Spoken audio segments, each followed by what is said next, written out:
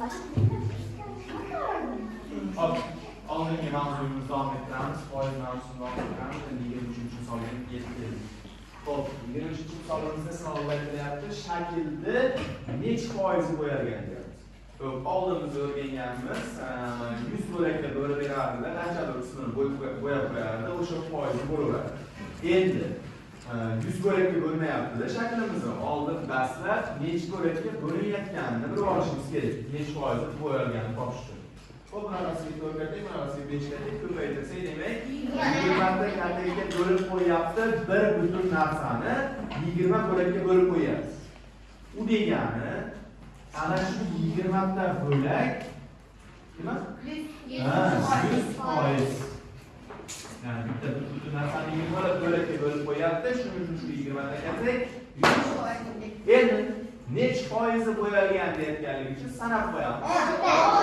4, 5, 6, 7, 8, 9, 10 ta. 10, 20%. O'zi e'tibor bersak, qancha qism bo'yalyapti? Eng yarim bo'yalyaptimi?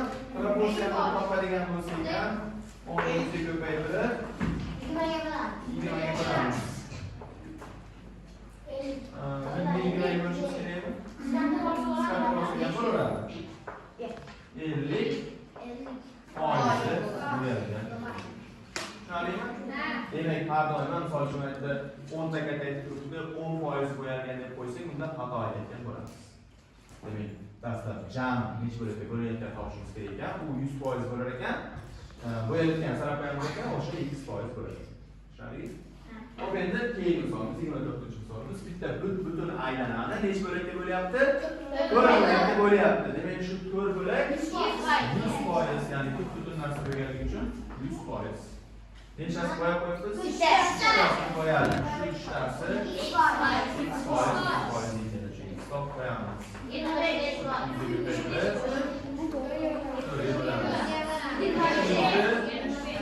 4ga bo'lish kerakmi? 5%. Vaqtni endi buni boshqacha ishlash yo'li ham bor. Bu misolimizda bitta butun narsani 20 bo'lakka bo'lyapmizmi? 120 ga bo'lsak 5. Demak, bitta kattacha 5% bildiradi. 10 tasi qo'yalyaptimi? Demak, o'sha 50% bildiradi. Bunda ham bitta butun narsani 4 bo'lakka bo'lyapmizmi? Butun narsani 100% deganmiz, demak 100 ni 4 ga bo'lsak har bitta bo'lakcha 25% bildiradi.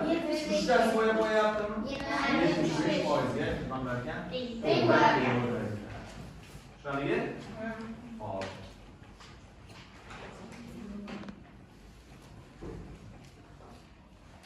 25 ga qaratamiz. 25 ga bor, 2 ga yozamiz.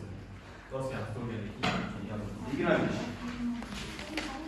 Maktabda 400 ta o'quvchi o'qiydi. Agar o'quvchilarning foizi qizlar bo'lsa, ularning nechta ekanligini aniqlaydi. Qizlar o'zi nechta ekan deb so'rayapti bizdan. Demak, maktabda jami 400 ta o'quvchi o'qiydi ekanmi? Demak, shu 400 nima deymiz? 100%. Biz jami o'quvchi bo'lganligi uchun shu 400 deyman. Qizlar nechtaligini so'rayapti. Qizlar 40% ekan. Foizdagi foiz yozamiz, 40%. Endi 2 topamiz. 400 ni 40 ga qo'yib o'lchab olsak, 4 ga ko'paytirsak 160 ta qiz bor ekan. Maktabda jami 160 ta qiz bor ekan. Hop. Murakkabroqlaridan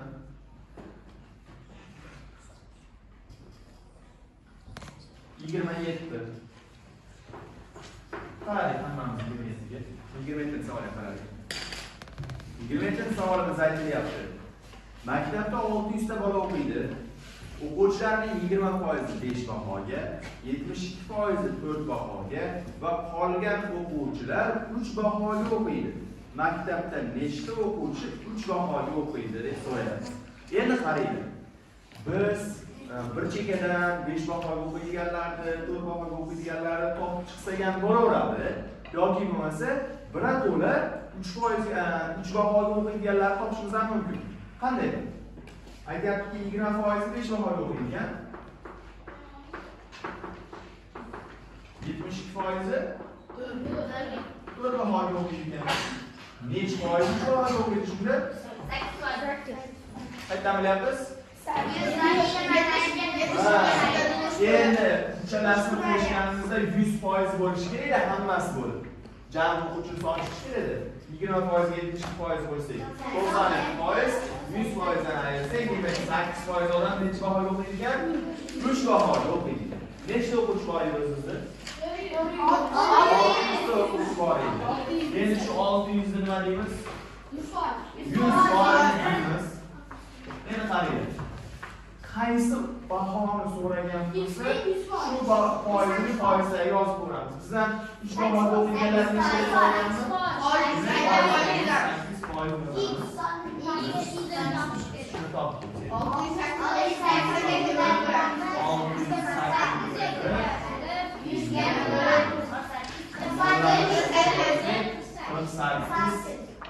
48 ta o'quvchi 3 bahoga o'qiydi. Tushunarlimi? 4 bahoga o'qiydiganlarni ham topib qo'yaylik. Nechtasi 4 bahoga o'qiydi? 3chilarni. 4chilarni ham topib qo'yaylik. Yana 600 ni 100%. Ha?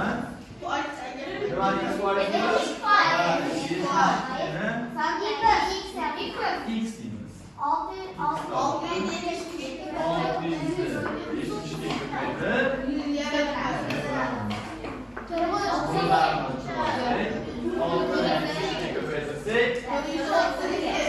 432 ta bola 4 bahoga o'qiydi. Endi qaranglar, 5 ta topish uchun 20% ni topishimiz shartmi? Yo'q. 432 ga 48 qo'shsak.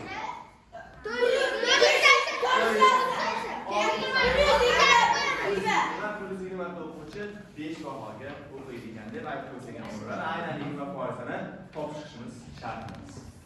Endi yozib qo'yamiz. Ko'rchilar.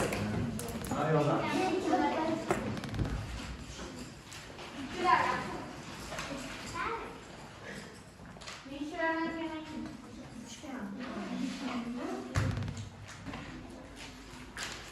Mana 23 metre bo'ldi.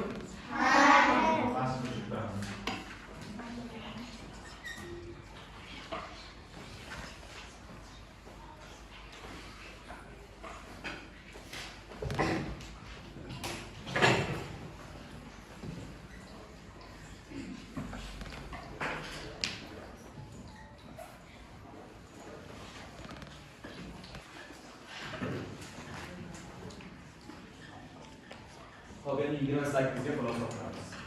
28 ga o'xshash masalalar ko'p tushadigan masalalar turiga kiradi. O'sha o'zi murakkablashtirib beradi. Bu eng soddasi 28. Xo'p, 28 aytyapti, olma quritilganda og'irligining 60% yo'qoladi. Agar 600 kilogramm olma quritilsa, uning necha kilogramm qoladi? Ya'ni olma quritilganda degani, ya'ni olmani kesib to'shib qo'ysak, qoq bo'lib qoladi. Ya'ni o'zidagi suv bug'lanib ketadi. Ya'ni 60% ni yo'qotadi degani, shu 60% bug'lanib ketadi degani. Ya'ni 60% yo'q bo'lib ketadi. Endi qancha qurityapmiz ekan? 600 kilogramm. Shu dastlabki holat doim 100% bo'ladi. 60 Endi bizdan quritilgandan keyin qancha qoladi deyapmiz. Quritilgandan keyin qancha qoladi deyapmiz. Endi 60% ni topganimizdan keyin javobni 600 dan ayirib qo'yishimiz kerak. Chunki bu 60 topayotgan 60% imiz yo'qotadigani bizdan qancha qoladi deyapmiz. Ya'ni qursak 60% yo'q bo'lib ketadi. Bizdan qancha qoladi deb so'raymiz. Demak, shu oldin 60% ni topamiz.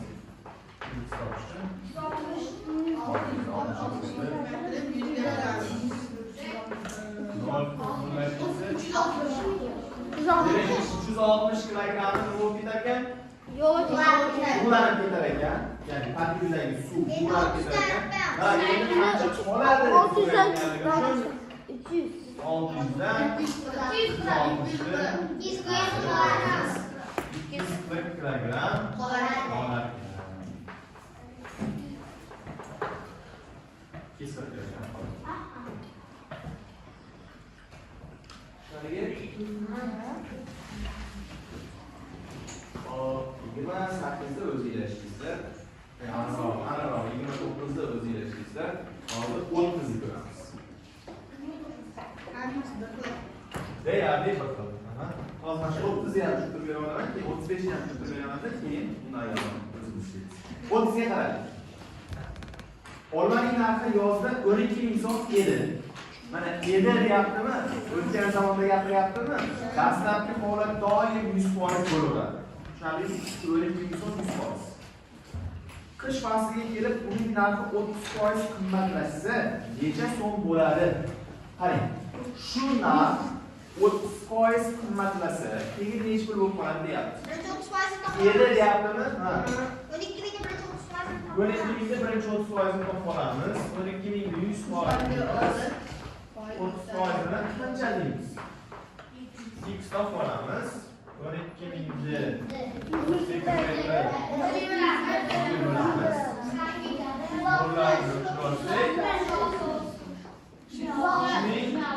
600 so'mga nima bo'lar ekan? Ko'payargan, 600 so'm bo'lib qolgan ekan. Nimaga aytamiz? Qo'shamiz. Qimmat deydi deyapmiz. Mana unda yo'qolib ketayotganligi uchun ayryapmiz. Bunda yo'qolib ketayotganligi uchun ayryapmiz. Narxi qimmatlashadi deyapmiz. Shuning uchun nima qilamiz? Qo'shamiz. Qo'shib qo'ysak 15 ming 600 so'm bo'lib qoladigan oshganimizdan keyingi narx. Tushunarlimi? Kim tushunadi? Kim tushunadi? Tushunarli? Endi 35 ga o'tamiz. Sizlarga qolganini 35 ga qarab qarang. 35 da Aziz yugurish marafonida ishtirok etdi.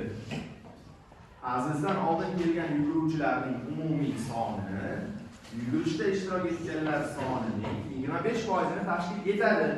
Agar Aziz 76-o'rinda kelgan bo'lsa, marafonda jami nechta ishtirokchi qatnashgan? Mana tasavvur qilishinglar uchun poyga o'ynashyapti ekan. Poyga o'ynashyapti. Aziz 76 bo'lib ketdi. Demak, undan oldin nechta kelgan? 75 ta. Savolda aytyapti. Azizdan oldin kelgan ishtirokchilarning soni jami ishtirokchilar sonini 25% ekan. O'zi jami qancha ishtirokchi qatnashgan musobaqada deb so'raydi. Yo'q, hozir o'zini qo'shmaymiz, chunki o'zidan oldin kelganlar foizini aytyapti. O'zidan oldin nechta odam ketdi? 75 ta. 25%. Chunki aytyapti. Ha. O'zidan oldin kelganlarning soni, misol uchun so'roq qo'yapti. Mana o'zidan oldin kelganlarning soni hamma ishtirokchini 25%ni tashkil qiladi deyapti. Ha, bu yoqda yana 75% odam bor. Endi mana 75% emas. Undan oldin 75 ta odam kelayotdimi? Shu kelayotgan 75 ta odam foizdan necha bo'lar ekan? 25%. Foizdan 25% bo'lar ekan. O'zi jami o'zi qancha odam qatnashgan deb topamiz. Biz topsak 75 ni ko'paytirib 25 bo'lamiz. Demak, jami 300 ta odam qatnashgan. Yana qarang.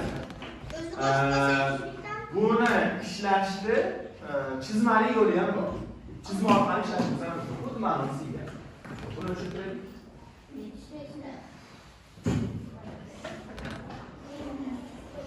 Bundan oldin kelayotganlar 25% deyapti.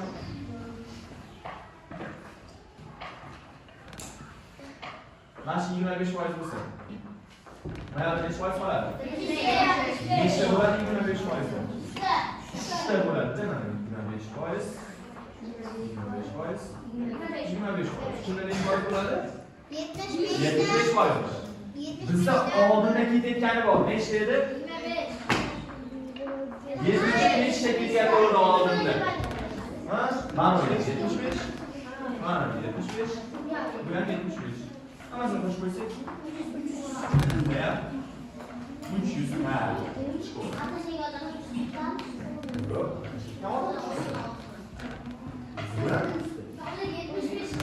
Qarang. Bu prosta 76 o'ringa kelyapti xolos. Oxirgi kelyapti. Bundan keyin o'zi 76 ga kelyapti xolos. Bundan oldin 75 ga kelyapti. Orqasida ham bor. 200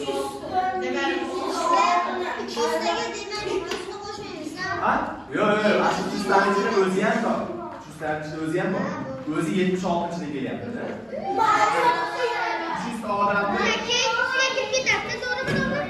300 ta odamni 76 o'zida.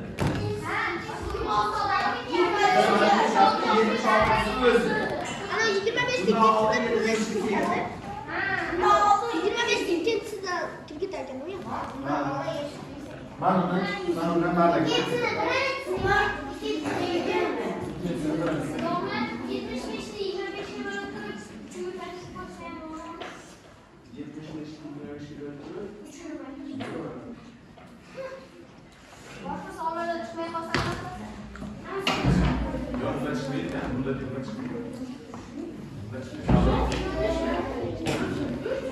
100'e gömelim. 3'e gömelim.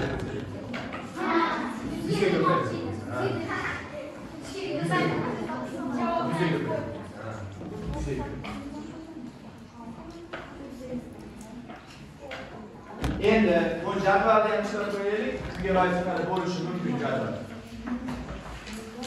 39 ga qaraylik. 39 da biring yetkazib berish xizmati dedik. Pochtaga o'xshagan narsaga yetkazib berish xizmati turli xil taomlarni yetkazib berish faoliyati bilan shug'ullanadi. Bunda yetkazib berish narxi buyurtma qilingan taomlarning 10% tashkil qiladi. Misol uchun 50 ming so'mlik narsa buyurtma qilsa 10% ni o'ziga olib qoladi. Ya'ni yokida 10% qo'shimcha pul to'lashga to'g'ri keladi. Misol uchun 50 ming so'mlik narsa buyurtma qilsak, unga yana qo'shimcha 10% to'lashimiz kerak ekan, bizga olib kelib bergani uchun. Tushundingmi? Ya'ni 5 ming so'm qo'shib berishimiz kerak. 50 mingni 10% 5 ming bo'ladi. Ya'ni 5 ming qo'shib to'lashimiz kerak. Xuddi shunaqa deyapmiz. Endi quyidagi jadvalda taomlarning narxlari berilgan. Qozonqor 60 ming ekan, qolat somsa 10 ming ekan, shashlik 15 ming ekan, qaynatma sho'rva 40 ming.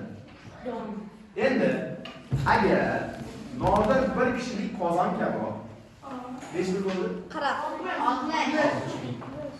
Nollar yozmayman. Oxirida yozib qo'yamiz. 6 dona qolat somsa 10 ming so'mdan 6 qolat somsa, ya 4 dona shashlik 70 ming. Ya 60 ming. Buyurtma qilgan bo'lsa, u yetkazib berish narxi bilan birgalikda necha so'm to'lovni amalga oshirish kerak? Ha, hammasini qo'shamiz. 180 ming. Endi bu 180 ming nimani narxi? Shu 180 mingga qo'shib yana nechta pul to'laydi? 15 ming. 180 mingni nima deymiz? 100% deyman. Necha foiz qo'shib to'lardim? 5%. 10% qo'shib to'lardim. Shu 10% qancha ekan? 180 mingni 100 ga bo'lamiz. Bittadan 0 o'chiramiz, bittadan qo'shsak 18 ming yana qo'shib to'lashimiz kerak ekan. Savolda aytyapmiz. O'zi jami qancha to'laydi?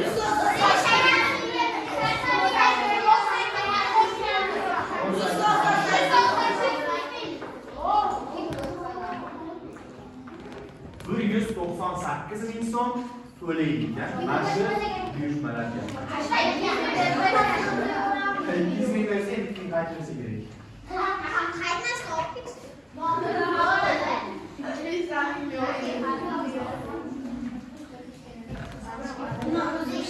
Endi yozib olinglar. Endi yozib oling.